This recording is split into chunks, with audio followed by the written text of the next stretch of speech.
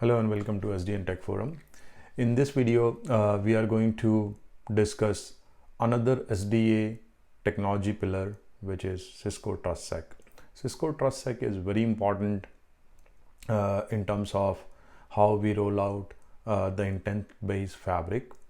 And in this video, I'm going to talk about the technology, the core technology of CTS. And then in following videos, upcoming videos, we'll see how CTS plays a very key role in SDA solution. So what is in the agenda for us? It is what is TrustSec, 3 steps to build TrustSec: classification, propagation, and enforcement. And I'll talk about all these in upcoming sections. Then we will discuss another protocol which help in TrustSec environment, which is SXP or Security Exchange Protocol. Then we will look at the configuration snippets like some CLI, and then finally I'll walk you through a demo.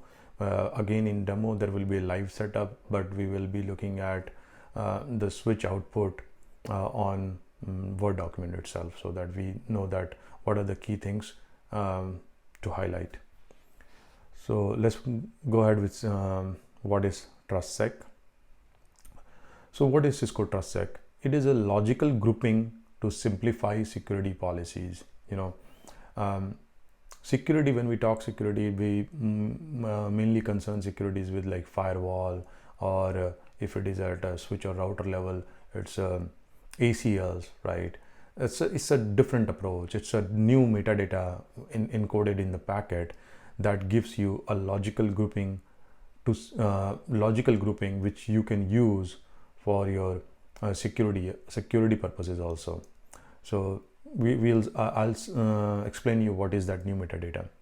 Then in Cisco TrustSec, the philosophy is ingress tagging and egress filtering. That means when a packet enters TrustSec domain, that time the tagging happened, but the enforcement is always happen at the egress when traffic is leaving towards the recipient. Why so? We will discuss in section of enforcement. Again, it's a centralized policy management. Since ICE plays a very crucial or integral role in CTS, ICE is a place where you define your policies, and that's hence it's a centralized policy management, but distributed policy enforcement. That means the switches or the network access devices in your network, they are distributed, right? And they pull or they get these policies based on what they need, not all the policies, but only the things what they're concerned of. And that's why this is a distributed policy enforcement model, because enforcement happen at the edge. Then encrypted and support wire rate. Sorry for the mistake, wire rate. That means this is done in hardware and no performance impact. Secure admission control via 802.1x and WebAuth as well. MAB is not very secure, but it is somewhat secure. And key thing is only trusted network impose SGTs, and it provide topology independent policy. And you will know more when I discuss the demo how the topology independent policy works.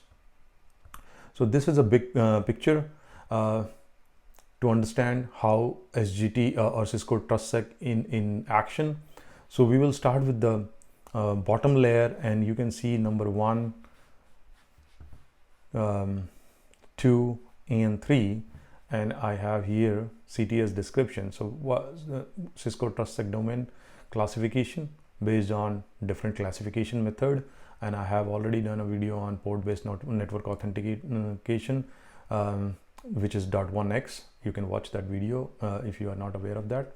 Then propagation, how SGTs propagate within the Cisco TrustSec domain, and then finally enforcement. So 3-step process. You can see I have, with respect to SDA or any campus fabric, you will have fabric edges, and then you have a border or control router, plane router. You can see I have my end host wired or wireless connected to my fabric edges, and that's where the dynamic or static classification happens. So classification can be dynamic and static as well. And once the classification is happen, we impose the SGTs, right? These SGTs, they travel inline with the wire rate. That means the hardware must support the SGTs, and if the hardware or any switch which doesn't understand SGTs, that is not going to process the packet. It will simply drop it unless you strip the SGT. Okay, so it is very hardware specific in that sense. And how we can work around if we have some devices which are non-capable, that's where a 6P comes into picture, and we'll discuss more about that. But for now, SGTs travels in line. It comes to the in egress, and at egress, based on policies, you receive policies from authentication, and as a part of authentication and authorizations from ICE, and also the TrustSec policies are defined, SGACLs are defined on Cisco ICE. So you my egress receives a traffic with SGTs.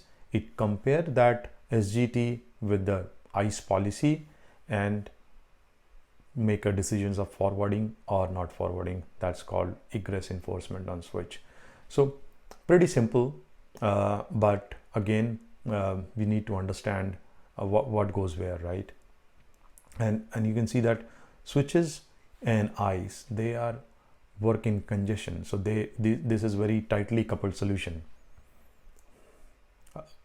So let's discuss the first point, SGT classification, also known as binding sources. So CTS support, Cisco TrustSec domain support, very flexible method of binding. Majorly two categories, dynamic and static. Dynamic has multiple flavors, static has multiple flavor. We'll discuss about that. But dynamic bindings are ideal for user and mobile devices. What are the flavor of dynamic classification? 802.1x, map profiling, and WebAuth, central WebAuth. So these are dynamic classification method. Then you have static classification method, like you have internal IT infra or a partner devices or third-party connections. That in that case, you can assign a SGT based on various criteria like IP address, subnet, maybe a VLAN, or a L3 under a L3 interface, or on a L2 switch port as well. So there are variety of almost in any way you can identify or tag SGTs statically, right? So since we have various method of binding, one particular entity may get multiple SGTs, right? Maybe you are dynamically authenticated, at the same time you have a subnet which is assigned for a SGT. So you are receiving multiple SGTs, right? So what happened in that case? So these binding source, they have different types as we discuss here, and they also have their priorities, which is 1 to 7, and 1 is the lowest and 7 is the highest. If a device get multiple binding like a subnet or a under interface and then dynamic also, then these priorities are used to select the SGT to use. Okay, and I have listed here the different types of binding and how they are learned, and at the same time their priority. So these are like in bracket 1, 2, 3, 4, 5, 6, 7. They are priorities.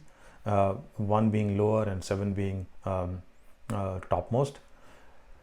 But the priorities of our interest, if you can see this, these are like first 3 VLAN, CLI, layer 3.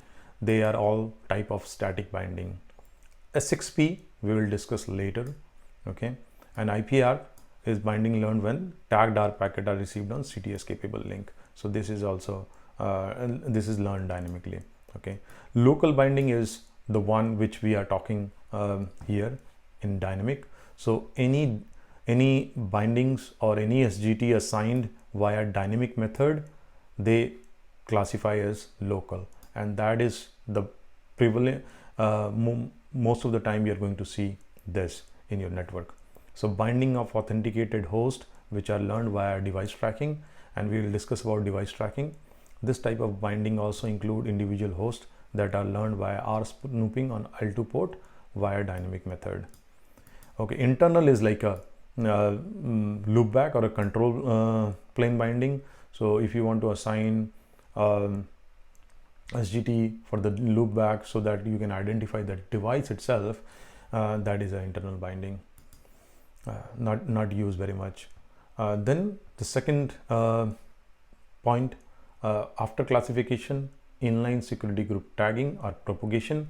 This is very important, and that's where the all the technical details lie here, right? So once security group is assigned, what is SGT? SGT is a unique 16-bit, which 2 to the power 16 give you 65k tags assigned to a unique role. So each tag can represent a unique role. It represents classification of user, device, resource, or a group. It is always tagged at ingress. So what happened with this? Frame is always tagged at ingress, as we discussed. Ingress port of SGT capable device, and it is done in hardware. So no performance impact. Additional 40-byte layer 2 header, and tag is processed prior to any L2 services like QoS. So tag is looked upon first before doing any L2 processing like QoS or anything. And optionally you can use MACsec header. So MACsec is a security link, layer 2 security. So you can optionally use it if your device supports that, right? So if you look at this is a regular layer 2 frame, right? And here this is where CMD is where your SGT is inserted. So CMD tab, under CMD, what you can see, CMD ether type, versions, length, SGT value. This is what we are interested in. This is 16-bit, right? And CTS metadata is ETH type 8009. So here, this is how SGT value is encoded. Okay. So now you know what is SGT and how it is encoded, how it is assigned at ingress. Let's talk about enforcement at the egress. So define the egress policies on ICE. Since ICE is an integral part for policy management, all your policies are defined at ICE. The element of this policy can be pushed and pulled from the switch via authenticated and secure tunnel built during the TrustSec process. So whatever policies you define on ICE, a network NAD or network access device can get those policy via various methods. We will discuss about them, and those policies or SGTs get downloaded to network device securely. And how we secure them, I'll show you in the demo using the PAC keys.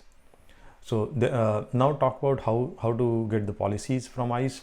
There are a couple of methods like push method, pull method, and then you can do a periodic pull, and also you can manually request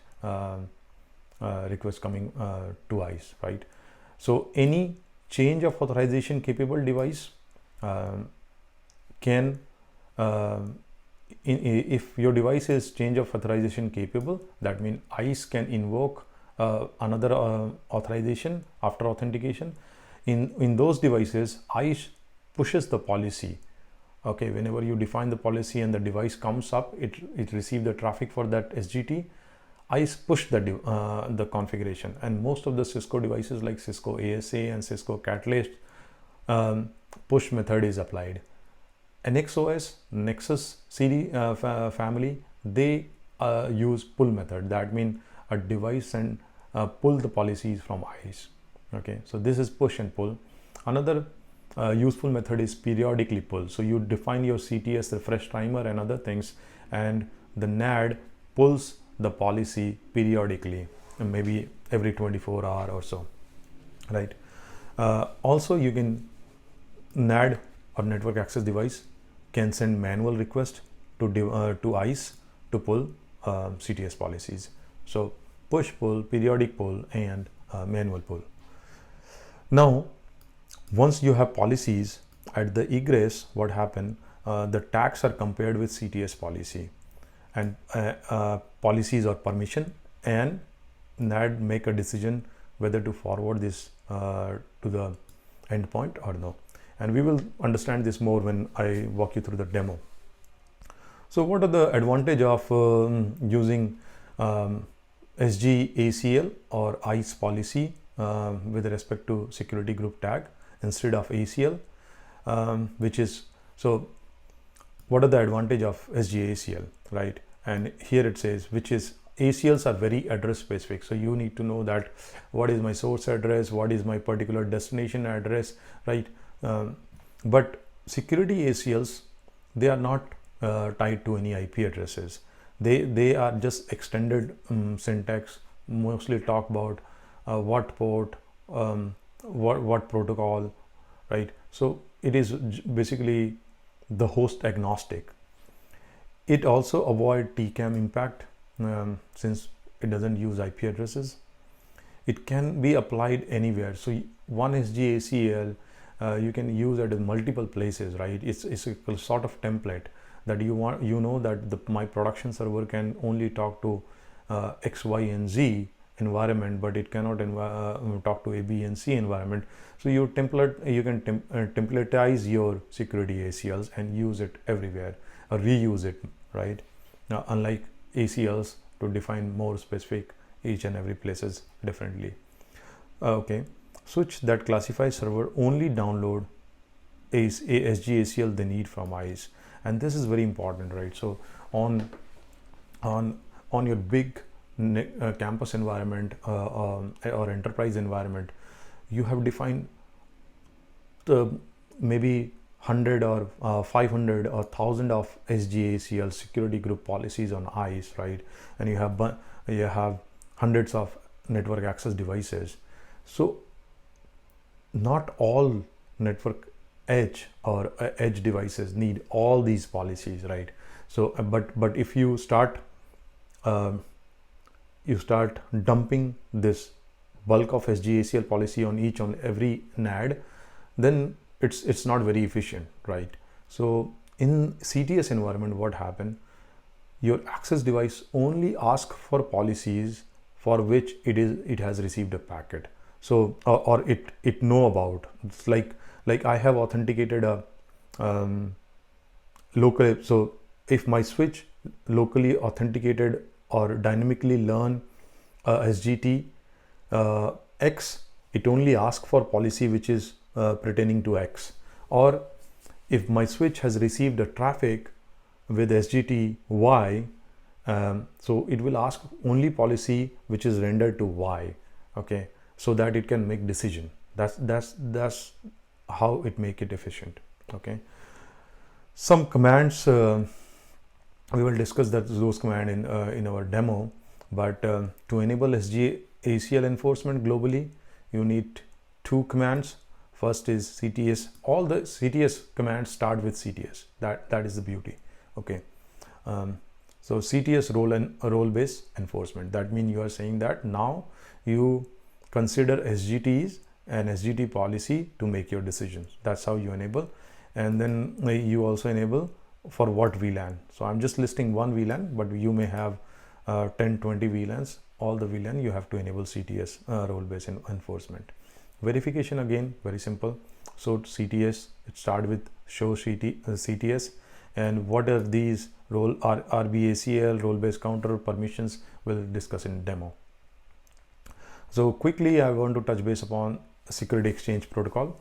In CTS environment, if a switch does not understand SGT, it will drop the frame unless SGT is removed. That's what I said before, right?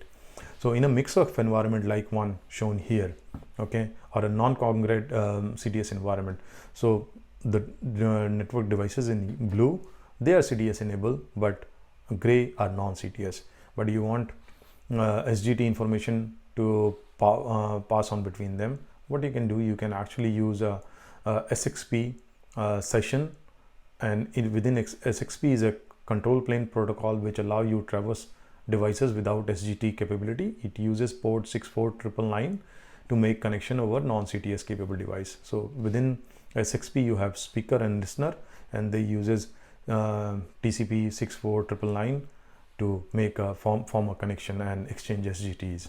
Obviously, the link between CTS devices and non-CTS devices, it is not CTS capable. That means you have to strip the CTS metadata before you send the packet to this device, and this and then in turn this device, and then in turn this device.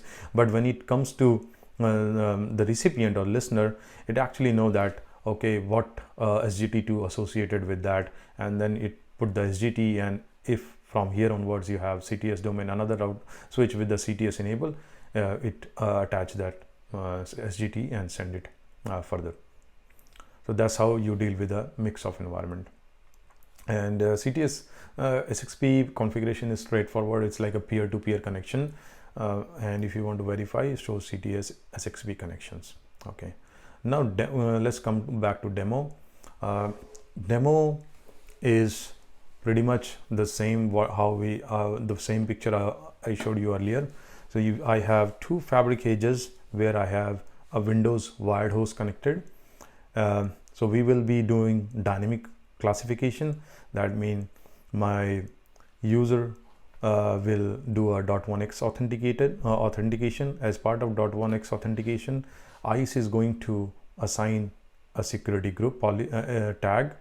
Then we'll have an inline propagation, since my border or control plane device is CTS capable, and that's the only path it has got. I don't have any SGT to SGT connection, so all my traffic goes to border, and from border it comes to fabric edge 2, and that's where I have enforcement. That means if I have employee X want to communicate with employee Y, and if policy denies that, that communication will not happen, because my egress switch is going to do the enforcement. All right, so before we walk the fabric edge output, let's go and see one more time in ICE how we define ICE policies. In my ICE video, I have touched base upon all these things, but quickly let's do one more time. So Workcenter TrustSec component, all the TrustSec related configuration goes here. So these are my security groups. Some are default security group, but if you want, you can add some more security group, whatever you like, and then associated icon. So I don't want to create any new security group since I have the policies already configured. So you can see I have employees, SGT faculty, SGT student. These are the new SGTs I created. If you want to do a static classification, this is where you do that. So you can do your IP to SGT mappings and security ACL. If you want to define a security ACL, which you will use in policy, you are going to use your security group, define your security group ACL here. And you can see security group ACL is pretty much IPv4, IPv6 or agnostic, and it will, when you type something, it will actually tell you how to verify that when you try to submit. Okay, but we don't want to create anything here. Network devices, these are all my network devices. In SDA, network devices get added to ICE as a part of provisioning, but if you are not doing SDA and you still want to leverage CTS, because CTS is a technology, right? It's not tied exclusively with SDA. You have to come and define your network devices here or add your network devices here, and that's what you are going to do is your network device name, IP address, radius settings, so that network device will use ICE for AAA authentication and authorization. And for TrustSec, you have to click on advanced TrustSec setting, and here you can see use device ID and password, and some TrustSec notification like download environment data every 1 day. So this is the periodic SGACL pull method, right? Periodic pull method, and issue date, expiration date. So this is basically, this device ID and password should match on your network edge device also. That's how the secure communication happen, and your network device can download all those metadata, or say SGTs and SGACLs. Okay, so this is very important. I'll show you. We have the similar configuration on each and every device. Okay, policy, I'm not going to go on policy now because I already discussed, but I'm going to expand it real quick. So I have three methods: map, .1x, and default. So .1x, as in our demo, our clients are going to authenticate using wire.1x. That means this policy, and once they are authenticated, they will be hitting one of the authorization rules. So for example, if I'm authenticating a student, this is my rule he is going to get. So I'm saying that identity group name, I'm using an internal identity source student. So I have a student configured. He is authenticating using wire.1x. So the result is going to be a prod. That means he will be assigned a IP subnet, and the thing which is of our concern of SGT, it is he will be given a security group tag called SGT student. So we will see in demo, when a student authenticate or an employee authenticate, he'll get a SGTs. So this is about ICE. Now let's go back to network device for demo.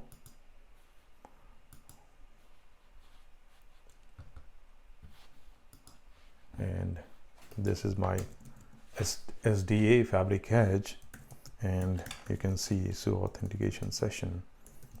Have a client attached to it. It's been some time since he is attached, so you're not seeing any IP addresses. So I'm just going to go to the client. This is the client, and authenticate one more time.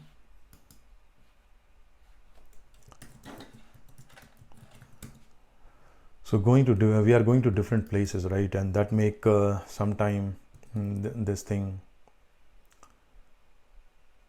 My video is a little lengthy, but I hope you find it meaningful. Okay, so let me see. So now I invoke some traffic, and based on that, you can see it is the client is sending a username Fred, which is part of faculty group, identity group faculty, and it has got an IP address for as a part of authorization result. In my authorization result, I supply a subnet, but what we are more interested in seeing is SGT value. So you can see that it has got a SGT value of 16, and in console log at the same time, yeah, you see that what happened. I'm running a CLI capture so that any configuration pushed to the device will be captured. So you can see that I have got a role-based access list for IPv4 and IPv6. So as soon as this device learned a SGT, it actually got policies pushed from ICE, and I'll show you in ICE logs how it happened. So we have got a SGT for our client, and now let's do some CTS related verification. But before that, I want to show you some configuration. I'll show run CTS.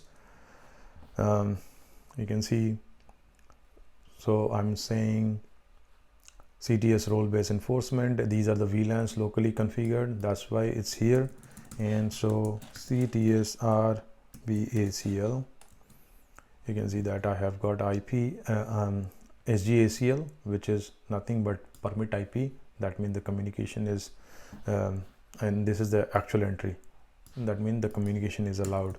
Then we are going to see show CTS role base, and I'm going to do a question mark so that I can show you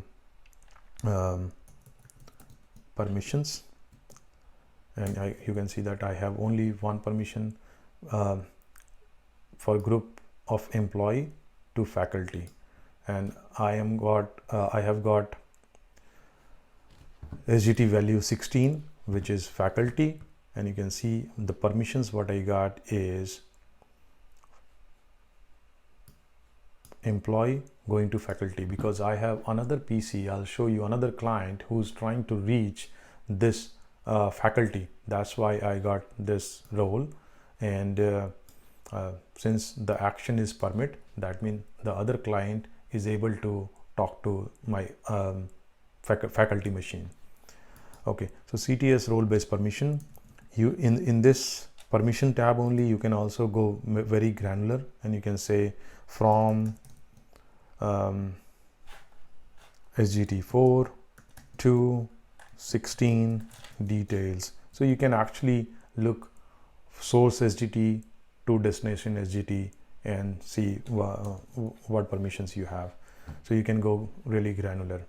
Okay, so CTS role based counters, this is very important, right? If you want to see a live traffic, right, that this is the counter. Here you have to issue the counter so that you can see that them. Right now you see that hardware permitted, nothing. And I'm going to go ahead, go back to my another client. So look at this IP config. This is 91.14 and SGT 16 on switch, right? So I'm going to go to another switch, another client, sorry, and start a traffic, and we will see the counter increasing. Okay,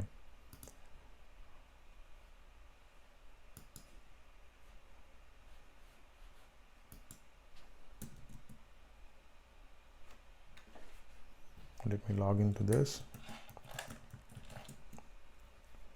and you can see that it started pinging immediately, but I want to show you the IP address.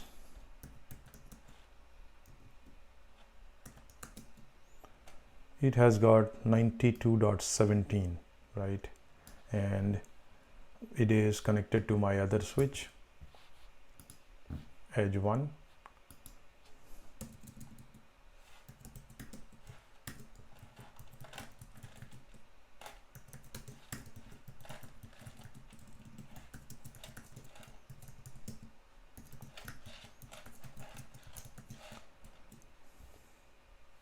Yes, so you can see that the second client machine, which has IP address of 92.17, it is a username Emily. That means it is a part of employee group. That's why it get a SGT value of 4.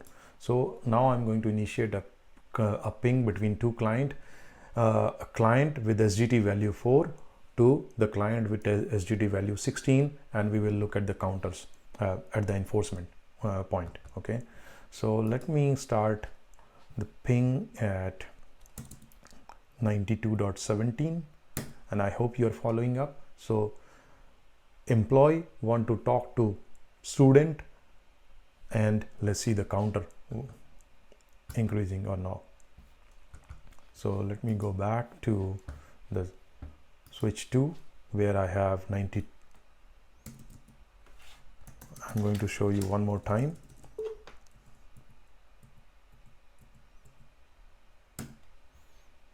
So my IP address is locally connected, and we will look an SGT value is 16.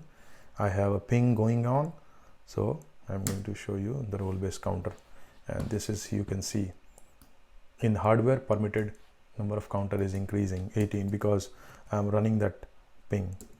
It will keep on increasing unless the ping has stopped for some reason. So this says from 4 to 16.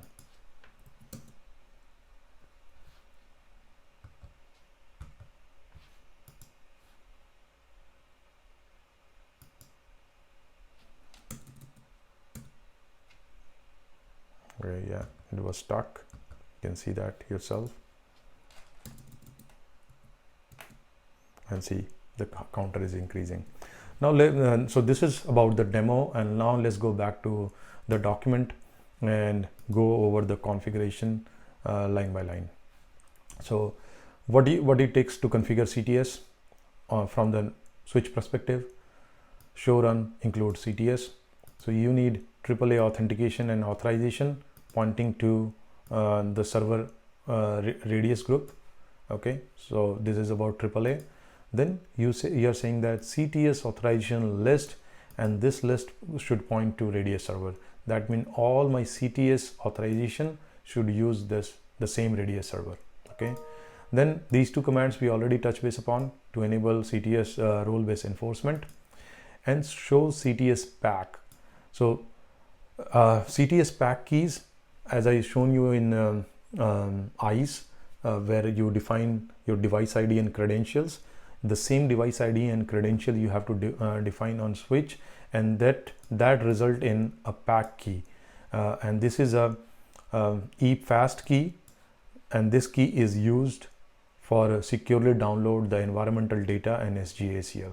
Okay, what is environmental data? So in CTA on ICE, you have seen that security group tag defined, and all those security group tag get downloaded when you have the pack communication established. Then switch go ahead and download all the security group tags from ICE, and that's what you can see. Security group 4, which you have seen on my demo, belongs to employee, and security group 16 belong to SGT faculty, right? Then what we do a classification. So till here you have secure communication set up with ICE. Then classification happen. So as a part of classification, you get the IP address, and most importantly you get the SGT values. Okay, then you get permissions. As soon as the switch learn about SGT, it go ahead and download the permission, but remind it doesn't do enforcement until or unless it is a egress. It may have permissions downloaded, but until or unless it is a egress for the traffic, it is not going to do enforcement. Okay, so it will go ahead and pull the permissions from ICE up, or basically it get pushed from the ICE. Okay, because it's a catalyst switch. Then these are CTS RB-ACL. So again you will get SGACL. What are the security group ACL you have defined as a part of policy on ICE? Those policies will be there. And finally we have touch base upon CTS role-based counter, and that's where if the communication happen between source to destination SGTs, you will see the counter increasing in real time. So this is all about CTS.